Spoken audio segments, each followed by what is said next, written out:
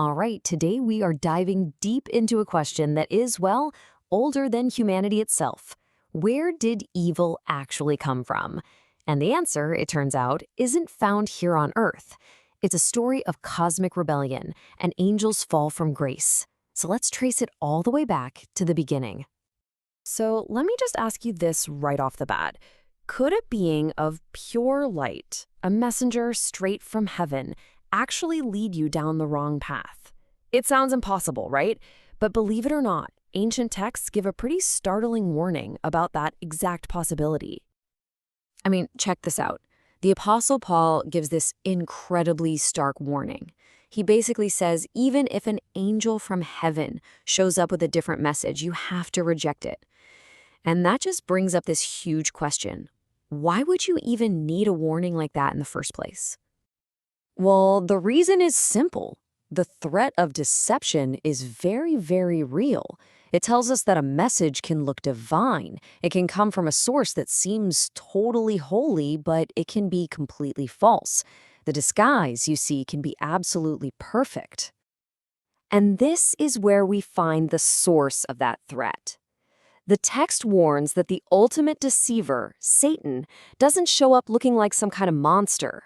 No, his most powerful disguise is that of an angel of light, perfectly mimicking the very holiness he's trying to corrupt. Okay, so where did this power to deceive even come from? To figure that out, we have to go way back. I'm talking before humanity, before the Garden of Eden. We're going to uncover the very first sin, an ancient rebellion in heaven that really set the stage for, well, everything. So first things first, let's get our terms straight. When we talk about these forces, we're talking about demons. And the definition is pretty simple. They are evil angels who sinned. They rebelled against God, and now they're actively working evil in the world. The key thing here is they weren't created evil. They chose it. Now, what's really fascinating is that the Bible gives us this surprisingly narrow window of time for when this angelic rebellion had to have happened.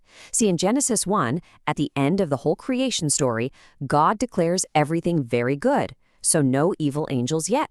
But then, boom, by Genesis 3, a serpent, who we know as Satan, is already in the garden tempting Eve. So the fall of the angels had to have happened right there in that gap. So we've kind of nailed down when it happened. But what about the why? I mean, what could possibly make a perfect angelic being rebel against its own creator? For that, we have to look at some prophetic texts that seem to paint this symbolic portrait of the very first rebel. A lot of scholars look at these passages in Isaiah and Ezekiel. Now, on the surface, they're talking about two super arrogant human kings. But the language, oh man, the language used to describe their fall from power is so cosmic, so huge, that many believe it's a dual prophecy, describing not just the kings, but also the ancient spiritual power that was behind their thrones. Just listen to this line from Isaiah. Day star.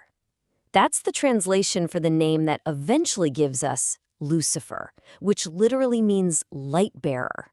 So the prophet is describing a celestial being, a son of dawn, who has taken a catastrophic fall from heaven. That sounds like a whole lot more than just some earthly king, doesn't it? And right here, Isaiah just lays out the motive for us. It's this chilling sequence of 5 I will statements. This isn't just ambition. This is a full-blown declaration of cosmic treason. It's I will ascend. I will set my throne on high, all the way to the ultimate goal. I will make myself like the Most High. He wants to take God's place. And that right there is the heart of it all. The very first sin wasn't even an action. It was a thought. It was pride.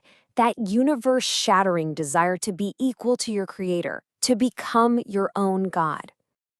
So this magnificent light bearer fell because of pride. But that brings us to the next obvious question, right? Did he fall alone?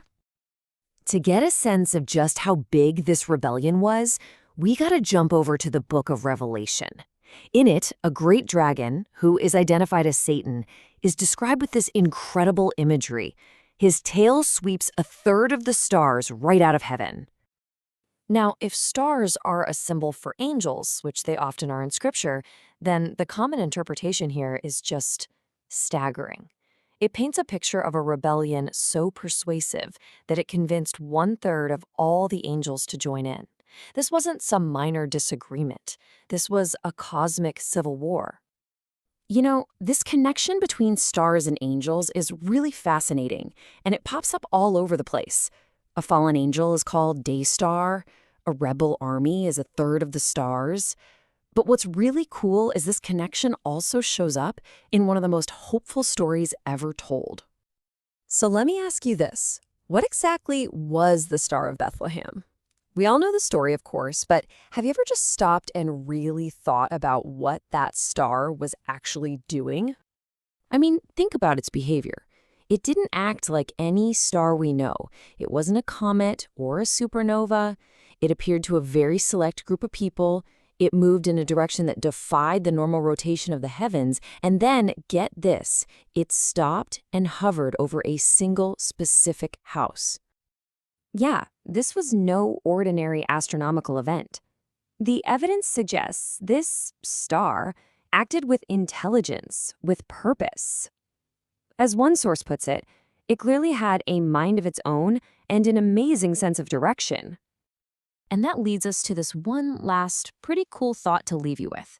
If the story of evil begins with a day star falling from heaven, isn't it interesting that the story of hope begins with a star sent to Earth, one that moved with purpose, a guiding light to one specific house? So, was it a star or was it an angel? A pretty fitting response to a fallen light bearer. Definitely something to think about.